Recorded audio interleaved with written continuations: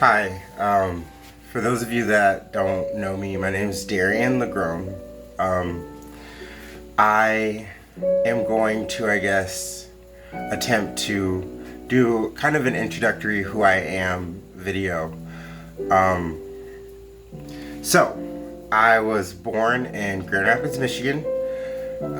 I was raised, however, in Northern California, more specifically Sacramento. And needless to say, my upbringing was turbulent. It wasn't horrible. It wasn't this big bad thing. Like, I didn't have this horrid childhood. I wasn't bounced around from foster home to foster home. I lived with my mother majority of my life. She was a very well providing mom. She always made sure we had food on the table. She worked, 9 to 5. I noticed growing up, I took on a lot of cleaning responsibility. I was home a lot. I was one of those teenagers who was on when we had house phones. It wasn't cell phones back then. I mean, cell phones were coming, but I didn't get one until I was about 12. But I was always on the house phone with my best friend, a couple of my best friends actually. That's when three-way calling was a really cool thing. I spent a lot of time by myself. I spent a lot of time writing in my journals. I always have a journal. Give me just 1 second. I'm making pasta and I'm gonna go drop the noodles. Literally a second.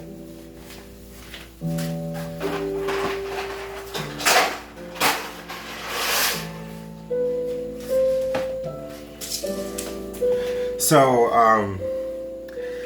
I had kind of an average childhood, I guess. The thing that really sticks out in my head was, I guess, the fact that I don't remember a lot of my childhood, honestly. I don't remember anything really under the age of like 6 or 5. It's spotty, my memory. I did suffer from some trauma at that age, around 7. I'm not gonna go into it, but trauma affects the brain in really odd ways. Sometimes the brain, especially at a young age, can't process the actions that are happening. And so what your brain does is it actually stores it. And a lot of the times it prevents people from, I can't remember the exact term for the age group, but it's from 7 to 11. That's the time you begin to understand the world outside of yourself. You no longer think the world revolves around you. You no longer just see yourself as the world. You understand that there are other components to the world that are happening outside of yourself. You begin to understand love. You begin to understand compassion. You begin to empathize with people. And so with that said, people who suffer trauma around the young ages typically don't go through this period the same as other kids. And once we're in our 20s, our bodies and our mind actually starts to reformate all of that data and all that information and start to process it. So we at an older age begin processing something that happened at a younger age. A lot of people will have this realization of something that happened to them at a younger age because our brains and our bodies store it away later for dealing with it. And that's what happened to me. And I'm sure that was one of many of the cofactors that contributed to me having borderline personality disorder. I also think it was hereditary. And that's something I've been dealing with lately, is trying to really understand, I guess, why I have this and why I'm living with this. Because I'm starting to learn all these tools on how to live with borderline. And the question of why comes up so often. But, I'm more so focused on maintaining a really safe environment around myself, because I have been suicidal. I've had suicidal ideations lately. I was in a facility almost 3 or so odd weeks ago. I posted on Facebook that I want to hurt myself because I was crying out. I was hurting and crying out because the feelings and the pain inside of me were just too much. They were too much to bear, and they still are sometimes, but that's what coping mechanisms are for. And I'm trying every single day. I am fighting this fight to win. Today has been a good enough day for me to do this, because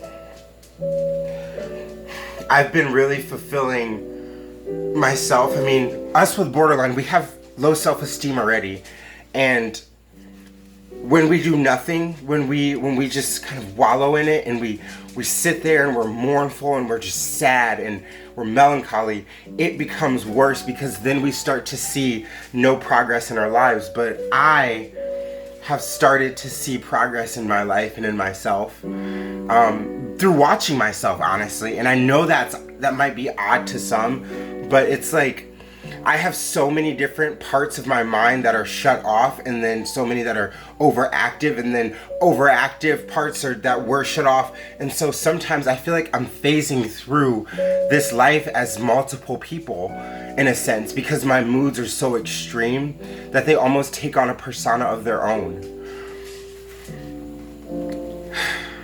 So to answer the question of who am I can't really tell you. I don't really know, for the most part. I know what I love, and I know that I love, and my borderline is not gonna control me anymore. I'm taking control, fully taking control, and it's a process. It is a lengthy process. DBT therapy, normal therapy sessions, medication, and then also using those actual tools and skills that I learn, using them. It's actually putting them into place when I am in crisis, or when I see myself going into crisis. And so I don't know who I am. I know for the most part that I'm a good person. I know I'm a good person. I know I've shown otherwise to my family and to my close friends. And for that, I am always deeply sorry. I didn't know what I was struggling with, and I didn't know how to help myself. And you were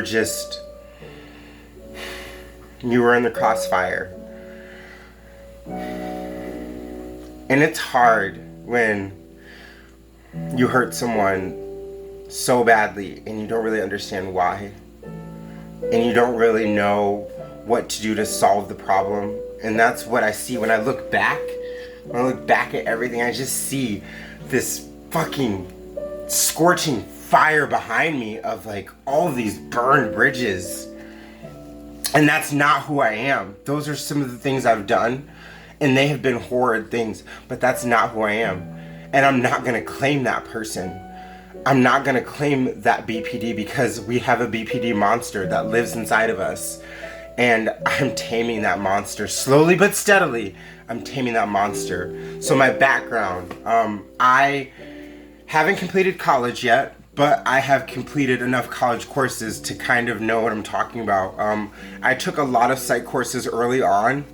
I tested out of graduating college reading. I tested into a graduating college writing class. I've always been really communicative. I've always been able to use words effectively and like use them very fluidly within a conversation or whatnot. Customer service honestly helped me out. I've always worked in customer service. So it kind of let me like use my voice and kind of train my voice for conversations and meaningful conversations, not just touchy everyday conversations, not just placating conversations, like actual conversations that are deep rooted, that have meaning, that have merit. And through that, I have been able to, that and I do deep introspection, like constantly. I'm always trying to find out why. I'm always questioning, why do I feel like this? Why is this happening? Why is that? And so taking a lot of psych courses has really helped me out. I took a lot of psych courses early on. Gonna go stir the noodles, hold on.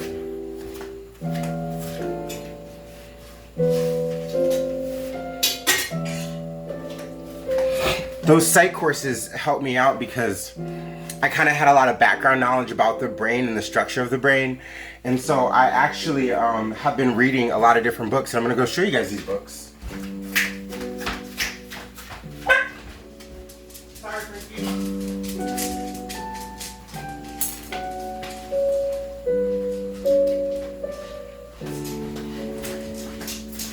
So one book that I don't have, it's an audiobook. It's called Loud in the House of Myself by Stacy Purcell. It is a memoirs of a strange girl is also the title you can find.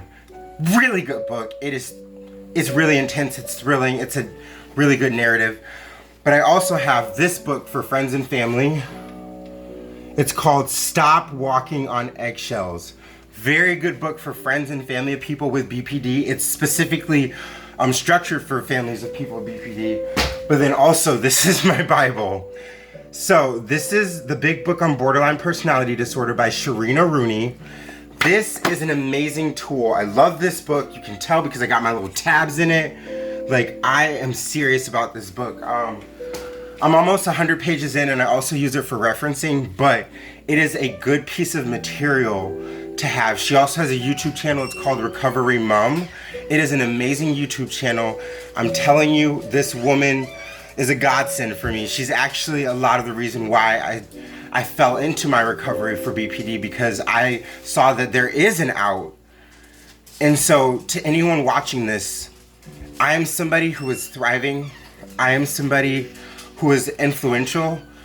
I am somebody who's been an activist during this Black Lives Matter movement. I am someone who loves. I am someone who will never give up. And I am someone who will always ask for help if I need it. I am someone who will always ask for help when I need it. And if help is ever asked of me, I will always do what I can.